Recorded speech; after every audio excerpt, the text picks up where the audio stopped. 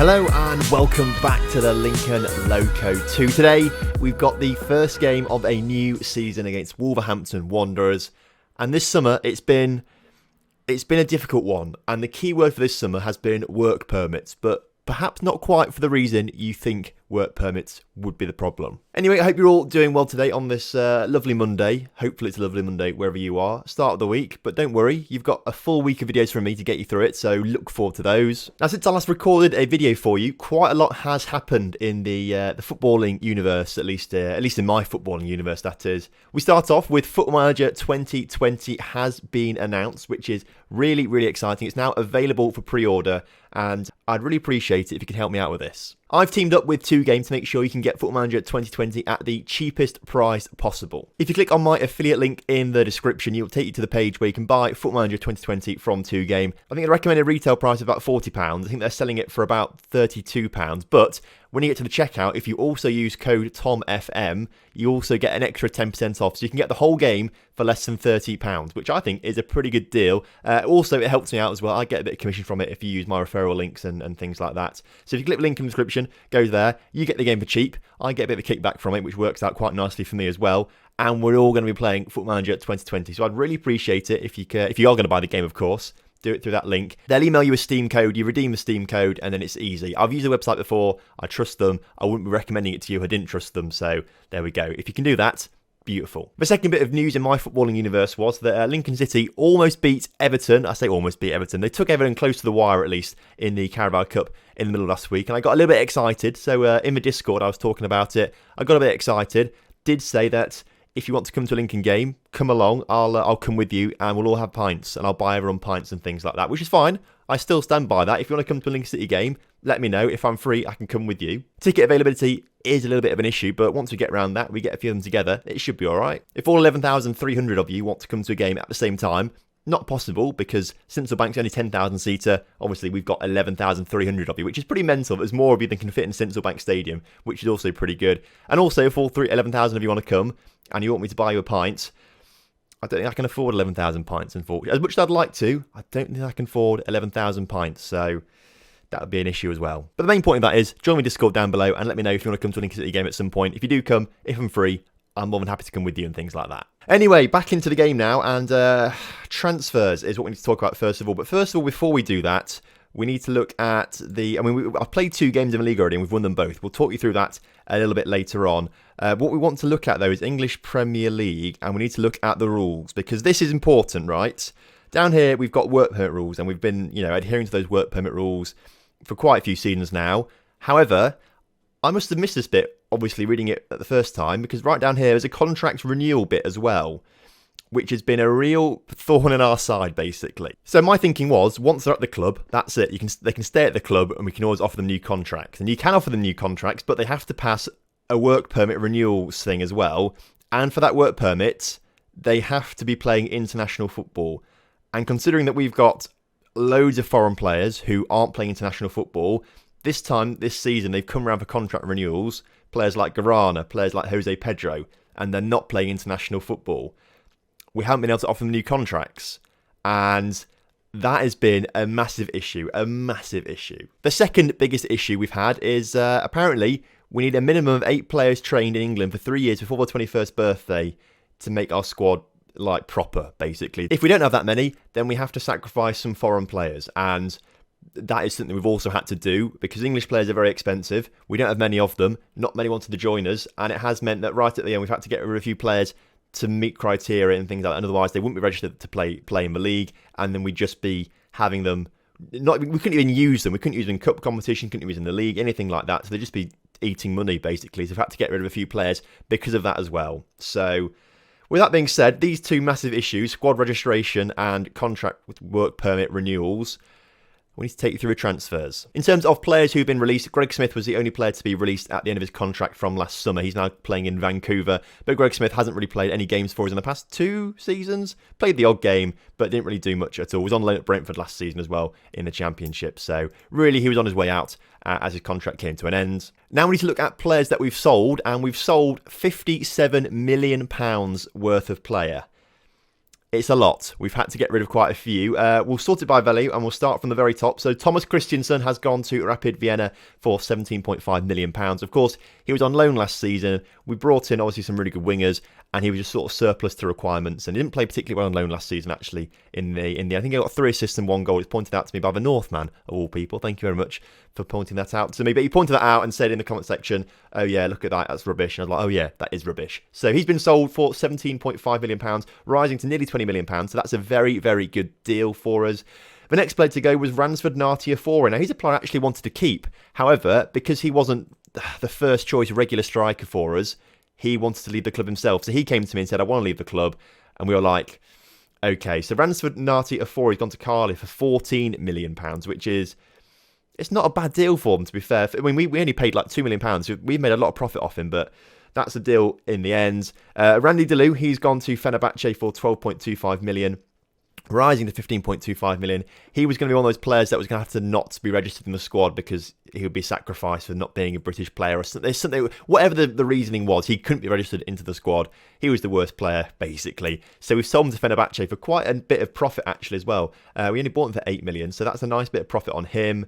Lee Phillip has gone to PAOK in Greece for £6 million. He was also a player that was in his last year of contract. Christensen was also in his last year of contract, but Lee Phillip coming into his last year of contract.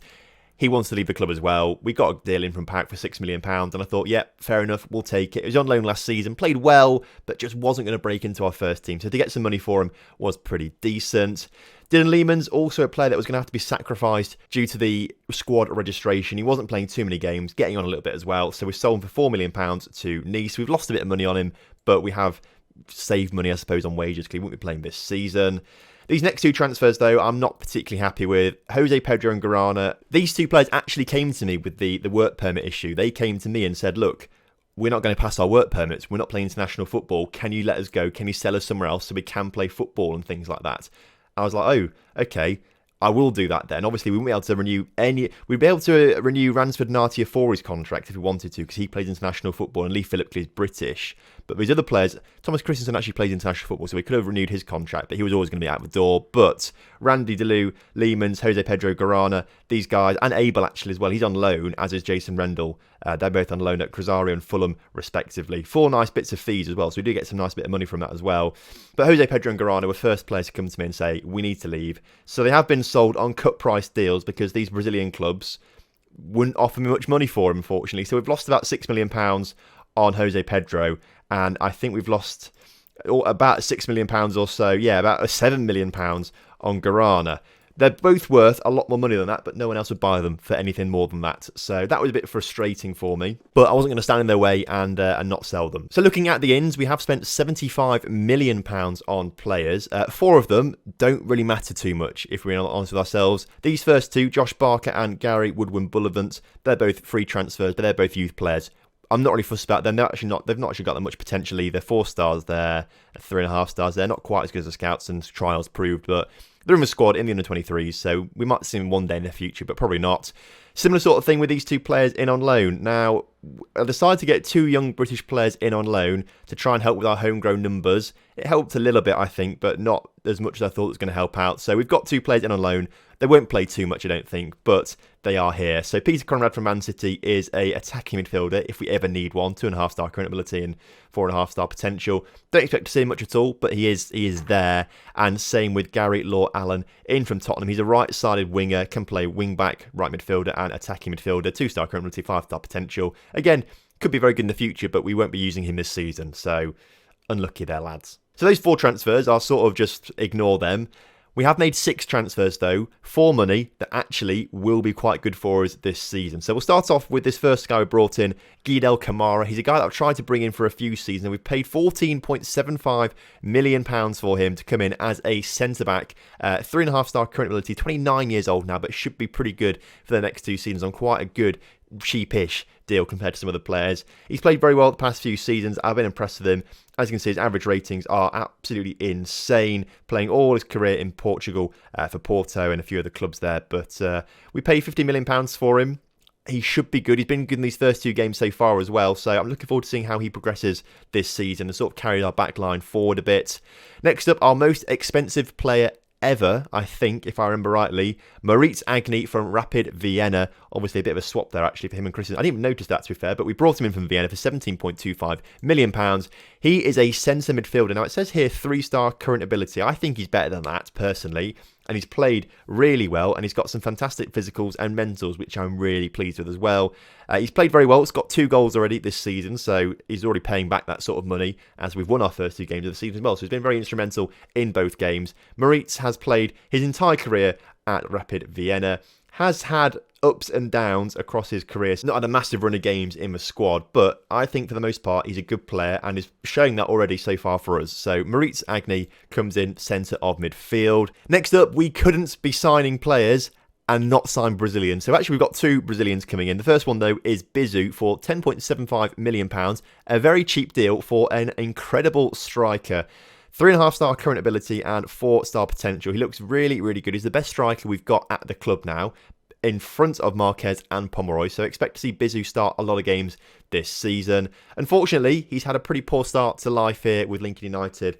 He missed a penalty literally about 5 minutes into the first game of the season, missed a penalty, and since then hasn't really done anything. So that's a little bit of a shame, but should be a decent player for us once he finally gets going. Has scored plenty of goals in the past few seasons for Botafogo in Brazil, so I've got plenty of faith in him and scoring goal ability. He's going to be joined in the attacking force with Luis Gustavo, not that Luis Gustavo, a regen Luis Gustavo from Palmeiras. We've got quite a few players from Palmeiras in the past, but he is a left winger and probably going to be our starting choice left winger this season because we've not really played with Vinicius Junior much this season, but he wasn't really there in pre-season, didn't really do much in pre-season, and we need to bring someone else in anyway on that left-hand side. And Luis Gustavo's the man. He's young, he's got potential, he's very good as well, so I'm looking forward to seeing how he does this season after playing very well for Palmeiras. Of course, in that same side that won the Copa, not Libertadores, one of the other one, Sudamericana, like the Europa League of South America, but he won that alongside Juliano, of course, and I think Jefferson Brullinger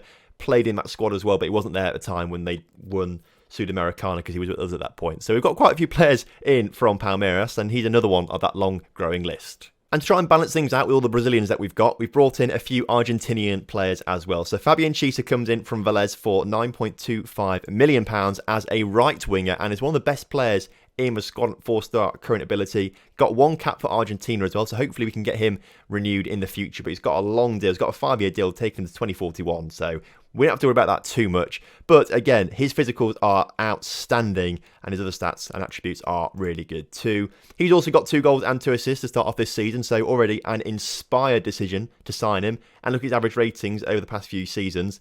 Beautiful. He's a great player and will do great things for us. And finally, the final player coming in is another centre midfielder, Andreas Sigogna, I think is perhaps how you... Sigogna. I'm just going to call him Andreas, I think, from now on. Just set his nickname just to Andreas, because that's going to be a little bit easier to say. But Andreas comes in as a centre midfielder, 3.5-star current ability. Brought him in for just under £10 million. I think we've got a pretty cheap deal for him, but has played very well at Racing Club. And I think we brought some players in from Racing Club before in the past as well. So making those links between the players, they will all play with each other before. They know each other from the same area. We're just creating harmony here at Lincoln United. So they are all of our transfers. It's taken a little while to get through them all and a lot of explaining to do and things like that. But they're all the transfers after it was a pretty hectic pre-season and transfer window. But finally it's over and we've got some good players in with a better squad than last season. And it's already showing. I decided to play the first 2 games of the season just because I was bored and I thought, I'm just going to do these before I start recording. We started off the season with Southampton and we won that game. Luis Gustavo scoring 1 before Moritz Agni scored 2 goals in that game in quick succession to make sure we win it 3-1. It wasn't a real proper test because Southampton had a man sent off early in the second half. They scored a goal after that as well, but it was all us after that. It was pretty equal before then, but after that sending off, it was all us all the way. As previously mentioned as well, Bizu missed a penalty in the 5th minute of that game, and since then, he's just been a bit scared, I think, which has been a bit unfortunate. The next game, though, was pretty good. We played Burnley and we won 4-0 in this one. Fabian Chisa scoring his brace in this game, but Pomeroy and Marquez getting themselves underway this season with goals as well. So I was really pleased with that result. Again, another red card for a Burnley player this time. Again, it's playing into our hands very nicely. So we've not had a real proper test because we've played against 10 men for most of this season so far. But we'll take that. That's what happens in games. If we make the most of it and win them, that's fine. I'll take the points. We find ourselves second in the table early on, but obviously it's early on, so we can't be too mental about that. I'm sure we'll drop down as the season goes on. But as long as we can sort of stay in that top 7, if we can stay in the top 7, that's where we want to be after the heartbreak of missing out last season. I'm determined not to miss out this season. So our lineup then for today's game against Burnley is looking kind of familiar, but with a few changes in there. We've got Solanke in goal as per usual, with a backline of Jimenez, Kamara coming into that backline alongside Juliano and Mirza from last season. Venturelli retains his position this season, but Andreas and Agni come into the middle of the field because they are the best midfielders at the club now, in my opinion. New look attack as well with Luis Gustavo, Fabian Chisa and Bizu up front. I'm pretty pleased with this. Vinicius Junior's not had a game to play yet. We might bring him on at some point, but again, he just didn't play very well over pre-season, and he's not quite the player that he was last time round, but he did get a lot of goals and assists last season, so he does need to have some chances out there. And so kickoff is upon us here today at the Lincoln United Stadium. Playing against Wolves, obviously Wolves a pretty decent side. They've been in the Premiership consistently, so expect them to do well against us today. We'll have to do well to break them down. First chance of the game is coming towards us, and it's headed just wide of the post by Juliano from a free kick in a very advanced area there. So good little bit of play to get ourselves free kick in that area. We need to be doing better though, and now it's time for Wolves to show what they can do from a set piece. They hit the crossbar from it.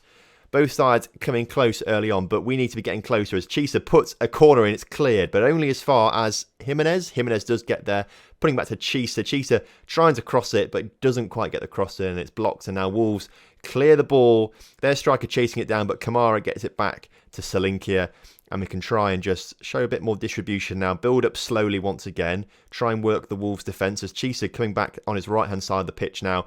Into Mirza. Mirza back to Venturelli. Venturelli into Agni. Agni gets the ball across to Jimenez, but it wasn't brilliant, but Jimenez does actually win the ball in the end. Good ball forward to Chisa. Into Bizu, who hits the crossbar. And his woeful start to the season continues as he just cannot find the back of the net. Some point soon, if he doesn't score goals, we may have to replace him with Marquez in that starting position. I want to give Bizu the chance. He's the best player to play up front. He's the best striker in terms of attributes. But if he's not scoring goals, both Pomeroy and Marquez have got one already this season. We need to think about maybe changing things up a little bit already. As Venturelli into Agni on the edge of the area. Agni looking for his third of the season. Doesn't get it because he gets tackled, and it's actually Wolves coming on the counter-attack. Great tackle from Juliano, but it only delays the Wolves counter-attack as they come forward. Cross in the middle. Juliano can't clear it properly, and Wolves open the scoring here today. What was going on there, Juliano? He gets a good tackle in there, and he's doing all his defensive duties, tracking back. He gets in his position. He just falls over. I mean, really, he should have controlled it and hoofed it clear. But it looks like he tries to slide tackle the air to win the ball, which just bounces to the Wolves striker. You hate to see it. We've got a chance now just before half-time, though, as Agni doesn't win the ball, and it's back in Wolves players' hands now, or feet, I should say, not hands, as they are looking to come forward once again. Mirza, though, with a great interception. Juliano, just don't give it to him. I'm a little bit concerned with him and his on-ball possession now, as we go all the way back to our goalkeeper now as we try and build from the back once again. The sweeper keeper of Solanke coming out of his area to try and find an option, but in the end just passes it to our centre-backs. I don't think that's really meant to happen, but as we're coming forward again, Chisa up towards Bizu. Bizu in behind the defence. Still can't find the back of the net. Tight angle, difficult opportunity, but should be doing better as the corner comes in, cleared, and that's the end of the highlight. We're going to half-time, a goal down. We need to do better than this in the second half. Aggressively then, show me something else right now in the second half. We need to do better. We can do better. We've played really well so far this season, and Wolves are a team that really we should be beating. It wouldn't be too detrimental for us because we will stay in the top 4 temporarily speaking. Tottenham and Chelsea still to play, and a few teams below us probably still to play as well. But we do stay in the top 4 for now, so it's not too detrimental if we don't win today's game or pick up any points. However, we are looking to come forward once again. Juliano's ball to Chisa, who seems to be at the centre of everything, doesn't quite get to him in the end, unfortunately, as it looks like Wolves want to come back and try and counter-attack on us once again. Thompson coming forward. Juliano gets a better interception this time, and Agni's ball forward to Bizu is good. Bizu is through. Still can't score a goal, though.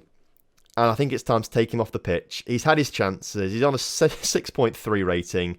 Marquez, on you go. Marquez will start the rest of the next few games, definitely. And Luis Gustavo's not played massively well either, I don't think. So we're going to bring on, for the first time this season, Vinicius Jr. Come on, lads. I'm trusting you both. We're going to go attacking, and we're also going to say show some passion out there, as I want to try and grab some goals out of this game. We are dominating proceedings right now, so we really do deserve the win. We've played much better, but unfortunately, one defensive error and a shot on target for Wolves has resulted in them winning this game. Venturelli into Marquez. Andreas on the ball. Andreas hits the post. And that's twice now we've hit the woodwork in today's game. We're going to go ultra attacking, or very attacking as it is in this game, iteration of the game. Lads, 20 shots to 7 shots, 60% possession to 38% possession. 38% possession, yeah, and it's... Come on. I can't believe this. We've had such a great start. I chose this game of all games, and we're losing it, despite it's absolutely dominating. Wolves can't get their shot in the back of the net as Selinkia claims the ball. Quickly, just get it up to... Chisa was absolutely open there. Now it's Vinicius Jr. with a ball forward to Marquez. Marquez gets his second goal of the season and puts us back on level. And Marquez is proving why he should be starting this season ahead of Brazilian Bizu. I think actually all our top players in attacking positions now are Brazilian or Argentinian, which is good. Probably good, actually. That's probably a good thing, to be fair. They're usually quite good at scoring goals, Brazilians and Argentinians. But we're back on level terms with Wolves. 10 minutes to go. Demand more. We can grab a win in today's game. I know we can do it. We're going to bring on Willem, or just Willem rather, for Agni in the middle, just to give Agni a rest and try and get a bit more forward with Willem. He's slightly more attacking minded, I think, which was quite good. Got 4 minutes left though, and we have got a chance. If we can grab a winner here, I will be absolutely ecstatic as Mirza puts it into Venturelli. Chisa on the ball. Willem on the edge of the area. Venturelli. Willem into Andreas. Andreas in the back of the net for his first goal of this season. And we have clawed back the victory from the jaws of defeat. We deserve the win here today. We've been the much better side. And this is fantastic, actually, because we've got a team now that I think is very capable of getting top 7. And also, I think teams in the past wouldn't have had the character or the desire to come back like this and win the game. The fact that we've done it with this team is absolutely superb. And we keep our 100% record in the Premier League season open. 9 points on the board as things stand, as Willem now wants to get on the score sheet. Chisa puts his shot over the bar, but that is full time. Lincoln United 2, Wolverhampton Wanderers 1, and what a comeback that is, with a 90th minute winner as well. You love to see it. So fantastic stuff for us there. I am really, really pleased with that opening fixture of the season. Next episode, well, we couldn't not do it. We're going to go all the way through and play West Brom, the team that pipped us to Europa League place last season. So far, we're not doing very well in 15th place. And actually, are they still in the Europa League? Did they get through the qualifying rounds? They are still in the qualifying rounds. They've got Midtjylland in the final qualifying round. If they beat Midtjylland over 2 legs, they will be going into the group stages. So we'll keep up with that. We'll update you next episode on how they did, West Bromwich Albion. But fantastic stuff for us. I'm looking forward to it. Next episode, West Brom and Swansea. Great start to the season. We could be getting Europa League or maybe Champions League football at this rate. With this kind of form, Champions League football could be on. But let's not get ahead of ourselves. There's only 3 games of the season. Still, fantastic. So thank you very much for watching today's episode. I hope you have enjoyed it. Remember, if you're looking to get FM20, link in the description. Use my affiliate link, please. Pretty please. That would really, really help me out. And you get a great deal as well. Drop a like on the video if you enjoyed it, and subscribe to the channel if you are new around here with notifications turned on, so you never miss an episode of our journey. And I will see you next time for some more Lincoln Loco action.